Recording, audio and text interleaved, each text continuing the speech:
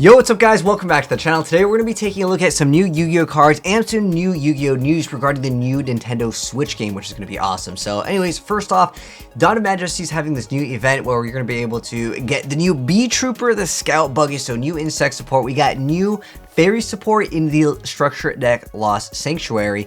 There's a lot more new cards coming out. We even got a new synchro for fairies, which is pretty cool because I think fairies desperately need some support for a long time, but I'm really excited about this Yu-Gi-Oh game. Anyways, the structure deck Lost Sanctuary, like Reloaded, isn't going to be coming out in the OCG for like a little bit, so we might not get this until 2022 in the TCG, just as a heads up. So it's going to be a while before we get some of these new things. But in Dawn of Majesty over here, you guys can see the new mat. This is going to be happening on August 7th and 8th. People will be able to get their hands on the new promotional card, Bee Trooper. So let's go over Bee Trooper real quick. So Bee Trooper is going to be a level 3 wind insect type effect monster, and its name is Bee Trooper Scout Buggy. It's 1000 attack, 300 defense points, and it says you cannot special summon monsters except insect monsters. If this card is normal or special summon, you can just special summon one Bee Trooper Scout Buggy from your hand, deck, or graveyard. You can only use this effect of Bee Trooper Scout Buggy once per turn. So I think it's like an okay-ish card. It almost reminds me of like Tour Guide, so it brings out the same copy of itself. Unfortunately, it's not just like a level 3 or lower insect monster, which would have been, you know, kind of cool to open up the doors for other potential plays, especially if it didn't negate the effects. Because right now it's just like a, you know, Link monster or an Xyz monster on legs. What I do like with it though is it doesn't just require it from the deck, like, you know, Tour Guide is just from the deck. You can get it from the hand or graveyard, so you really don't go too minus with this card as long as you don't draw all 3 copies of it. But still, just a decent little card, especially if you like run Avarice. You can instantly recycle these real easy with that ability. I think it's kind of an okay-ish card, but I don't see it being really good because of the first part of the effect, that you can only special summon insect monsters, so that really limits the playability of this in other decks for like a 1 card, you know, rank 3 monster. But if there's any cool combos, let me know. I haven't seen insects see play any time recently. Like not even like Gokuvor like has seen play more recently, but I'm really excited about these new agent cards, and they have a lot of potential over here. So new support cards, again, coming out in Lost Sanctuary. So the first card is called Guard of the Moon, Agent Moon. It's a Link 2 Light Fairy Link Effect monster, and Link zones are going to be in the right and the bottom right. And it has 1800 attack, Link 2. Its Link materials are going to be 2 fairy monsters. It says you can only use the first and second effects of this card's name each once per turn. The first part of the effect is if this card is Link summoned, you get to send 1 Sanctuary in the Sky or 1 card that specifically lists that card in its text from your deck to the graveyard. Or if Sanctuary in the Sky is on the field or in the graveyard, you can add 1 the Agent of Mystery Earth from your deck to your or your graveyard to your hand instead. And then the second part is you can attribute 1 fairy monster, then target 1 card your opponent controls and destroy it. Now, unfortunately, with this first part of the effect of the card, well, once it's Link summoned, you can send a Sanctuary in the Sky or, you know, 1 card listed. That kind of helps out. There's actually a lot of targets, surprisingly, with just Sanctuary in the Sky. I mean, a lot of the newer support, even like the new Dark Hyperion, because this is like what's supposed to be like the new boss monsters. In fact, it's the card like on the case, which lets you just summon it by banishing an agent, which is kind of cool too. It lets you banish fairy from your hand or graveyard and target a card in either graveyard and banish it. So like the card's like decent. I mean, I wish I had a little bit better in the stat department for the attack. It's only 2100. But still like an easy way to OTK in fairies. The way I see it though is like, the problem that I have with the effect is like this part, if this part was a quick effect, it'd be much better, because if you remember Venus, if you go Venus into Gachi Gachi, and you'd still have 1 extra Shine Ball, which at the end of the day, nowadays people won't do that play. They don't really want to make a Gachi. You want to make something that can disrupt your opponent's plays, and I think that would be much better. But now I guess with this as an option, most people will opt to go for more Link monsters versus making this, and then I guess if you really need to pop a target, but there's just so many other better options to go right into, then I guess sending 1, unless you have like an OTK potential, or if there's like boosted all fairies by a certain amount of attack. I just think that this effect really should have been a quick effect to make it like, wow, this is actually really, really good.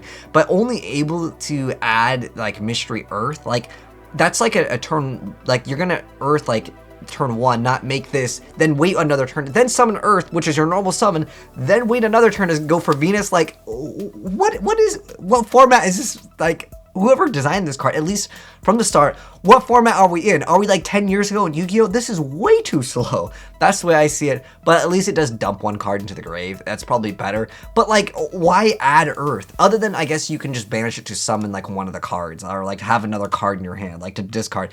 I just think that it should have let you add any of the agents, and then on top of this quick effect, like Yu-Gi-Oh has evolved, you know what I mean? Anyways, next up they got a new spell card called the Sacred Water of the Sky. It's a normal spell card that says you can only use the first and second effects of this card's name each once per turn. The first part of the effect is you activate one Sanctuary in the Sky from your deck, or add one monster that specifically lists that card in its text from your deck to your hand. Then, if Sanctuary in the Sky is on the field or in the graveyard, you get to gain 500 life points for each Hyperion and the agent monster you control. Second part is if your monsters are monsters that specifically list Sanctuary in the Sky in its text would be destroyed by battle, you can banish this card from your graveyard instead.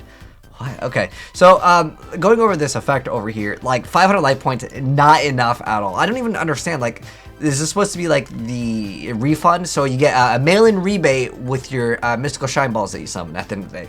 That effect's mediocre. Adding the card, like we already kind of like went over it. There's a lot of cards that list Sanctuary in the Sky in its text. That's really, really good. But the second part is, why only by battle? Why not be like, if it's something that could be destroyed by battle or by card effect? That's what we need. We need both of those, or it cannot be targeted. Destroyed by battle is a way too old of a format of like good effects, right?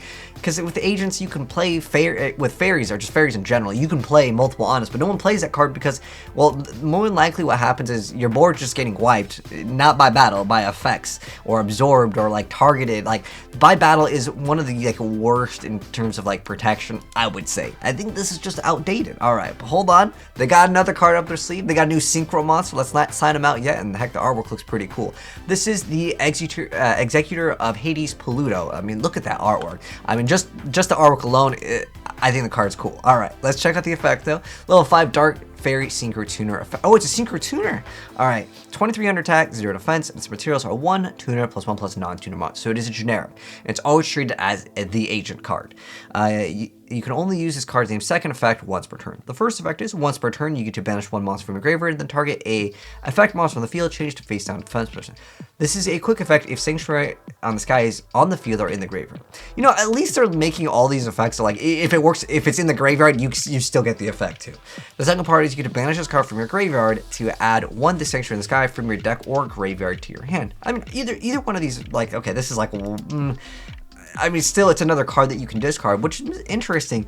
I wish so, with some of the other agent, like fairy card, not agents, but like the herald cards, you could just discard like Sanctuary in the Sky that count as like a fairy monster or something. That would be cool too. This is a very interesting effect, but I think this effect is like decent, like it's usable, right? Like if I made this card, at least it's a disruption. I think that to make it good, because you also have a cost of banishing a monster, and obviously you'll have it's any monster too. It's not just like a fairy or anything like that, which is kind of nice.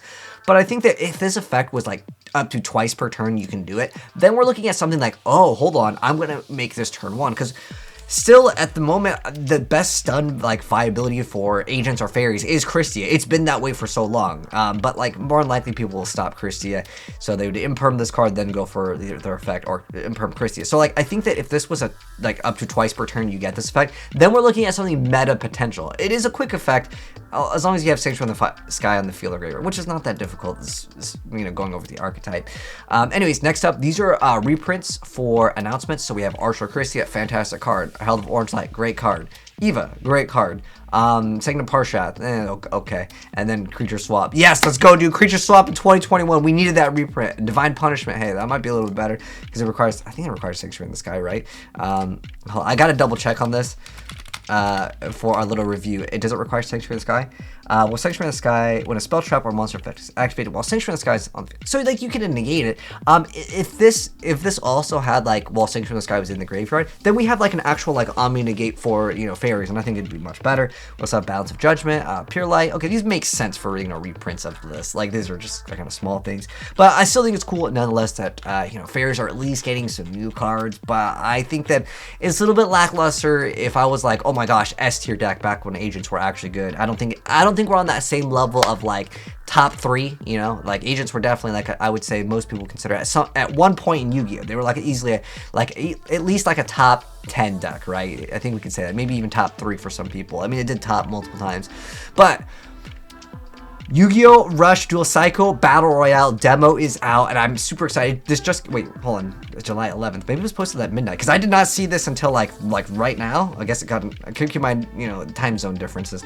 All right, yo, okay, starting July 12th. Okay, so that would be, I don't know what time it's coming out, but you guys, I'm pretty sure Switch doesn't have a lock, so I will get you guys gameplay of the new Switch game. So if you guys want to see that and you're new here, make sure you guys are subscribed with the bell notification on. And I might actually end up streaming it later tonight. Again, I don't know the exact time that it's coming out. Sometime today though, but I'll get you guys gameplay footage of the new Yu-Gi-Oh game. But let me know guys your thoughts on any of the cards that we talked about down below in the comment section. Curious to know what you guys think about them. And thanks for tuning in guys, and I'll catch you on the next video. Have a good one, and I'm signing out. Peace.